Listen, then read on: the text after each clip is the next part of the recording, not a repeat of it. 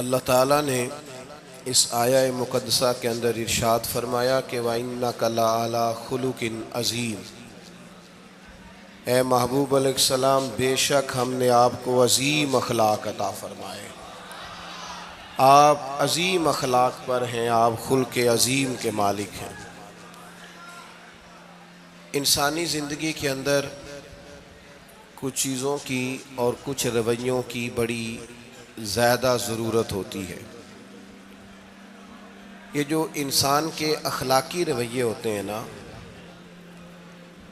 یہ بھی بڑی اہم ضرورت ہوتے ہیں انسانی زندگی کو گزارنے کے لیے۔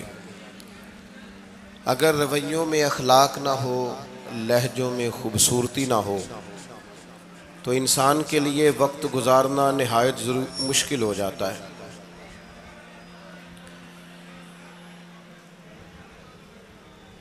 اللہ تعالیٰ آپ کو جزائے خیر دے۔ میں دوستوں سے کہتا رہتا ہوں کہ کسی کھلی جگہ پہ احباب کے لیے بندوبست کیا جائے تاکہ لوگ تکلیف کا شکار نہ ہوں۔ پیار سے آ جاتے ہیں کئی ساری جگہوں پہ، بلکہ شاید ساری جگہوں پہ اب یہی مسئلہ بنتا ہے جگہ کا، لیکن اس وقت احباب بعض اوقات توجہ نہیں کرتے، پھر مشکل بڑھ جاتی ہے۔ اب تو جیسے ہے ویسے ہی رہے گا۔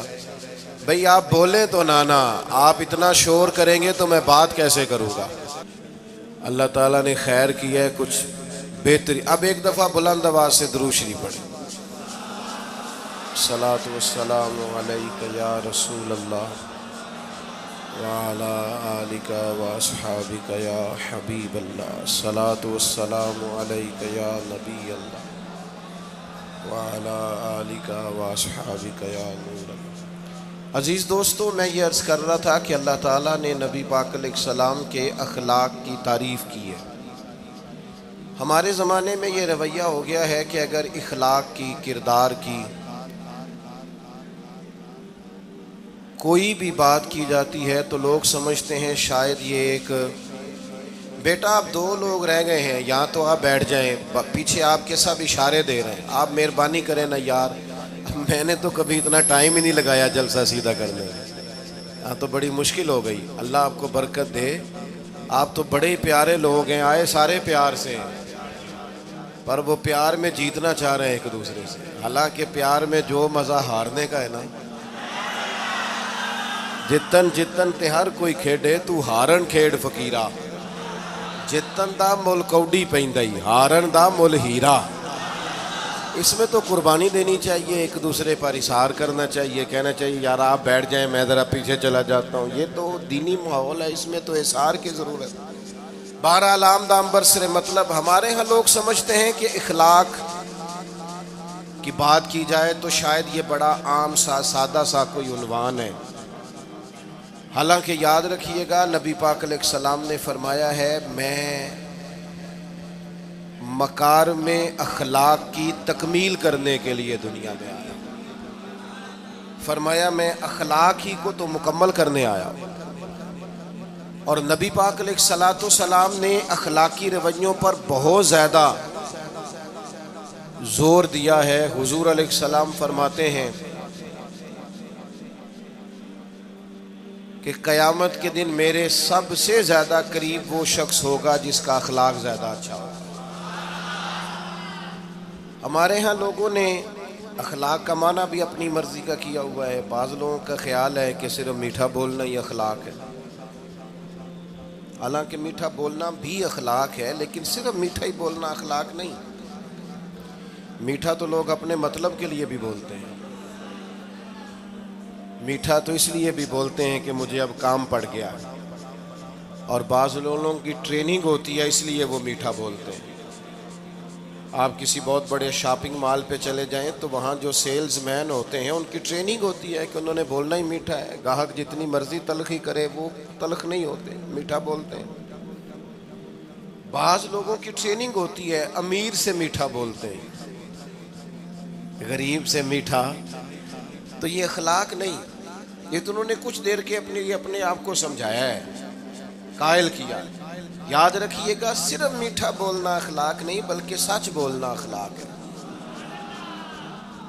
صبر، تحمل، بردباری، وزاداری، اور بلند ترین اخلاق کا مالک وہ بندہ ہوتا ہے جو خوددار ہوتا ہے، کسی دنیا دار کے سامنے ہاتھ نہیں پھیلاتا، اللہ تعالیٰ نے جو اسے دیا ہوتا ہے اس پر راضی رہتا ہے، اس کے مزاج میں، اس کی کو ذرا کم کر دیں جی، اس کے مزاج میں لالچ نہیں ہوتا، ہرس، ہوس، طمع، مفاد پرستی، یہ چیزیں جس آدمی کے مزاج میں نہیں ہوتی وہ شخص با اخلاق ہوتا ہے، اور بندے میں مروت ہو، وفاداری ہو، خلوص ہو، للہیت ہو تو بندہ با اخلاق ہے۔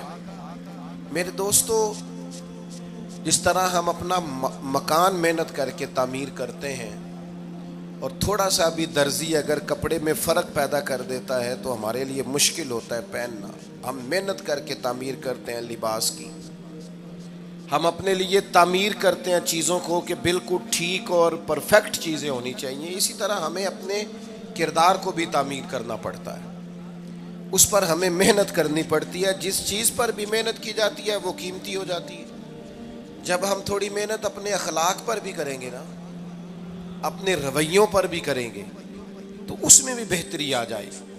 اصل مسئلہ یہ ہوا ہے امت کے ساتھ کہ ہم نے یہ سمجھنا شروع کر دیا ہے آج کے دور میں کہ شاید لوگ صرف تقریر ہی سنیں گے، شاید لوگ صرف تصویر ہی دیکھیں گے، شاید لوگ صرف ہمارا آنا جانا، دبدبا، استقبال، پروٹوکول دیکھیں گے۔ حالانکہ یاد رکھنا، سب سے زیادہ جو چیز تبلیغ کرتی ہے وہ انسان کا کردار ہوتا ہے، وہ اس کا اخلاق ہوتا ہے۔ بہت سارے بزرگ تو ایسے جو تقریریں کرتے ہی نہیں تھے، اعلیٰ حضرت بریلوی رحمۃ اللہ علیہ تو کبھی کبھار کوئی گفتگو کرتے تھے، تقریر ہوتی نہیں تھی، لیکن ان کے کردار کی خوشبو ایسی تھی جو پاس بیٹھتا تھا درد والا ہو جاتا تھا، جو قریب رہتا تھا اس میں خلوص آ جاتا تھا۔ آپ جو اٹھتے بیٹھتے چلتے پھرتے کہتے ہیں اسی سے پتہ چل جاتا ہے کردار کس طرح کا ہے۔ اس کے لیے آپ کو، اور ویسے بھی امام راضی رحمۃ اللہ علیہ سے کسی نے کہا تھا با اخلاق کون ہوتا ہے؟ فرمایا جسے نیکیاں کرنے میں تکلف نہ کرنا پڑے، نیکی بڑی آسانی سے اس سے سرزد ہو جائے، وہ بندہ اخلاق والا ہوتا ہے۔ آسانی سے نیکی کر لے، مشکل درپیش نہ ہو، بندہ با اخلاق ہوتا ہے۔ جب جب ہمارا اخلاق اور کردار اور لب و لہجہ اور اٹھنا بیٹھنا، آپ بڑی تعریفیں کریں گھر جا کے کہ میرے استاد بڑے قابل ہیں، آپ کہیں میں بہت عالی شان پیر صاحب کا مرید ہوں، کیا بات، لیکن خدا نہ کرے بیوی کو گالی دے تو وہ اسی وقت کہہ دے گی یہ سکھایا تجھے تیرے پیر صاحب نے، یہ استاد صاحب سے سبق پڑھ کے آیا، یہ اس تنظیم کا آدمی ہے۔ وہ کبھی قبول نہیں کرے گی آپ کے استاد کو، آپ کے پیر صاحب کو، آپ کی تنظیم کو، کہے گی پتہ ہے مجھے کس پانی میں یہ سکھاتے ہیں تمہیں۔ جب تک اخلاقی رویہ بدل نہیں جاتا، آپ کہیں میں بڑی محافل کراتا ہوں، میں بہت بڑا آدمی ہوں اور میں بڑے دینی کام کرتا ہوں اور میں اپنے اوپر لیبل رکھتا ہوں، لیکن آپ کا دوستوں کے ساتھ اٹھنے بیٹھنے میں حلال حرام کی تمیز میں ہی کوئی خیال نہ ہو تو کوئی نہیں مانے گا آپ کی بات۔ ہمارے ہاں سنت شریعت کا بھی ہم نے اپنی مرضی کا نام رکھ لیا ہے نا۔ میں نے الحمدللہ زندگی میں داڑھی نہیں کٹوائی، مجھے کبھی خط بھی نہیں کرانا پڑا، شروع سے رکھی ہے، اور امامہ تو اب ایسے محسوس ہوتا ہے طبیعت کا حصہ بن گیا ہے۔ یہ عظیم سنتیں ہیں رسول پاک کی۔ میری طرح کے ایسے لوگ بھی پہن لیں جو بالکل خوبصورت نہیں ہوتے تو داڑھی پگڑی سے وہ بھی کبھی کبھی اچھے لگنے لگ جاتے ہیں، لیکن صرف داڑھی اور پگڑی حضور کی سنت نہیں، یہ بھی آپ نے سچ غور کرنا ہے اس پر بھی۔ صرف دین کا لباس پہننا ہی حضور کا طریقہ نہیں، اخلاق اور کردار کو سمجھیں۔ حضور کی جو سنت سب سے پہلے لوگوں میں معروف ہوئی تھی، جس سے تعارف ہوا تھا، وہ تو صادق اور امین ہونا ہے۔ او بھائی سچ بولنا بھی تو حضور کی سنت ہے نا، دیانت دار رہنا بھی تو نبی پاک کا طریقہ ہے نا۔ آپ صرف ایک مخصوص لباس پہن لیں فقط اور باقی چیزوں سے آپ آزاد ہو جائیں گے۔ ہو سکتا، میں اکثر کہتا ہوں کہ مسواک لے کر دانت صاف کرنا بھی حضور کی سنت ہے اور دل صاف رکھنا بھی حضور کی سنت ہے. صرف مسواک والی سنت پہ غور ہے. ترمذی میں حدیث ہے, حضور علیہ السلام نے فرمایا اے انس ہے میرے بیٹے, تم سے ہو سکے تو صبح اس حال میں کرنا کہ تمہارے دل میں کسی کا بغض نہ ہو. اور حضور فرمانے لگے یہ میری سنت ہے. صبح اٹھتے ہی پہلے دل کو ٹٹولنا, اس میں کسی کے لیے عداوت نہ. اخلاقی رویوں پر توجہ دینے کی ضرورت. ہم میں سے نا بہت سارے لوگوں کی شان ہوتی ہے, پیر صاحب کی, علامہ صاحب کی, استاد ہوں, میں ٹیچر ہوں, میں پڑھا لکھا ہوں, میں مالدار ہوں, میں گھر کا بڑا ہوں. ہم خود بخود اپنی کوئی نہ کوئی شان بنا لیتے ہیں. کوئی آپ کی کسی نسبت سے عزت کرے تو اچھی بات, ہم خود بخود اپنی کوئی شان بنا لیتے ہیں, پھر ہم عزت کا مطالبہ کرتے ہیں. نتیجہ کیا نکلتا ہے؟ نتیجہ یہ نکلتا ہے جہاں ہمیں احترام کرنا چاہیے وہاں بھی ہم احترام کر نہیں پاتے. اور میرے دوستو یاد رکھو, سیدہ عائشہ صدیقہ رضی اللہ تعالیٰ عنہ فرماتی ہیں نبی پاک علیہ السلام جتنی دیر گھر رہتے تھے نا, گھر کا کوئی نہ کوئی کام ہی کرتے رہتے تھے.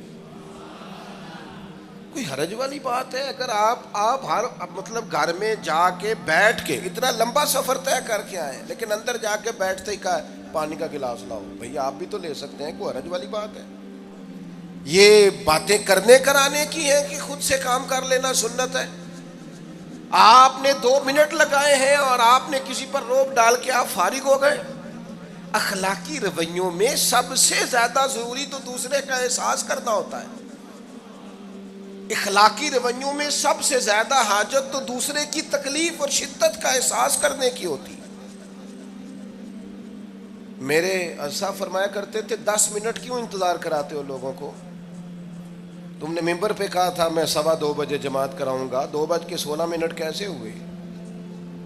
تمہیں اس کا پاس ہونا چاہیے تھا, تمہیں خیال ہونا چاہیے تھا کسی شخص کو کسی وجہ سے کوئی تکلیف, کوئی کسی اذیت کا شکار کیوں ہو, کوئی پریشان. میں اب تو الحمدللہ آپ اتنی بڑی تعداد میں آ گئے کہ جگہ آپ کے لیے مشکل ہو گئی, ورنہ شروع میں جب میں محافل کا ٹائم دیتا تھا تو میں وقت پہ چلا جاتا تھا. اگر کسی سے کہا ہے نا کہ 6 بجے آئیں گے تو 6 بجے چلے گئے. وہ کئی والی گھر والے پوچھتے سن تسی آ بھی گئے ہو, تو میں کہندا سانو تسی ویلے ہیں سمجھ لو. ہمارا مزاج نہیں ہے نا جی. بلکہ ایک تقریب میں مجھے دعوت دی گئی تو اس پہ لکھا تھا 6 بجے, تو میں وہاں پہنچا تو میزبان بھی نہیں آئے تھے. مجھے بتائیں شادی کا کارڈ سارا خاندان بیٹھ کے لکھتا ہے نا, روانگی برات 1 بجے, 1 بجے جاتی ہے برات, مشترکہ جھوٹ بولا سارے خاندان نے. یہ رونے کی بات ہے, ہنسنے کی تھوڑی ہے.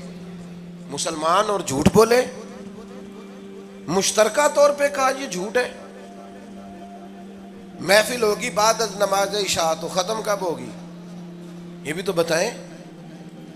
آپ نے قوم کو تو ایک شخص کا بتایا تھا کہ فلاں صاحب خطاب کریں گے, یہ مقامی, قومی, عالمی شہرت یافتہ, یہ کہاں سے آ گئے؟ کیوں تکلیف دی گئی؟ بلکہ ہم نے تو منصوبہ بندی کی ہے کہ لوگ ہمارے جلسوں میں نہ آئیں. ستائے اتنا ہے, ایک جگہ پہ میں حاضر تھا تو 1:30 بجے مجھے مائک دے رہے تھے. اب تو میں جاتا نہیں ہوں, رات کو چھوڑ دیا ہے. 1 بجے رات کو مائک دے رہے ہیں تو نقیب بیچارہ رٹی رٹائی بات کر رہا ہے, کہتا ہے بلا تاخیر. میں نے کہا ابھی بھی بلا تاخیر ہے, کر لو تھوڑی تاخیر. خدا کے بندو ختم کرو, آدھے گھنٹے میں مسئلے کی سمجھ آ جاتی ہے, ایک پیغام دو, بات ختم ہو گئی. اتنا الجھاؤ اور اتنا بات کو کھینچنے کا معنی کیا؟ اپنے رویوں کے اندر. میں چلا گیا 6 بجے تو میزبان صاحب بھی نہیں آئے تھے, تو وہ تقریب کب شروع ہوئی؟ 9 بجے. تو میں نے ان سے کہا غور سے دیکھ لو کہیں میں تو نہیں الٹا پڑتا رہا, 9 اور میں 6 سمجھتا رہا ہوں. یہ چھوڑے ان چیزوں کو. اپنی زندگی میں آپ نظم پیدا نہیں کریں گے تو کوئی کام کیسے کریں گے؟ حضرت حکیم الامت مفتی احمد یار خان صاحب نعیمی رحمۃ اللہ علیہ, مفتی صاحب رحمۃ اللہ علیہ, جب جمعے والے دن الحمدللہ کہتے تھے نا تو پورا 1 بجا ہوتا تھا. لوگ گھڑی کو کہتے تھے تو غلط ہو سکتی ہے, پر مفتی صاحب پورے ٹائم پہ الحمدللہ کہتے ہیں. بلکہ ان کے بارے میں معروف ہے کہ وہاں ایک ذمہ دار تھا, بھینسوں کا دودھ دھوتے ہیں نا دیہاتی لوگ, تو عصر کی اذان سے 5 منٹ پہلے مفتی صاحب مسجد تشریف لے جاتے. یہ اخلاق ہے، یہ آپ کا رویہ ہے، یہ آپ کا انداز ہے.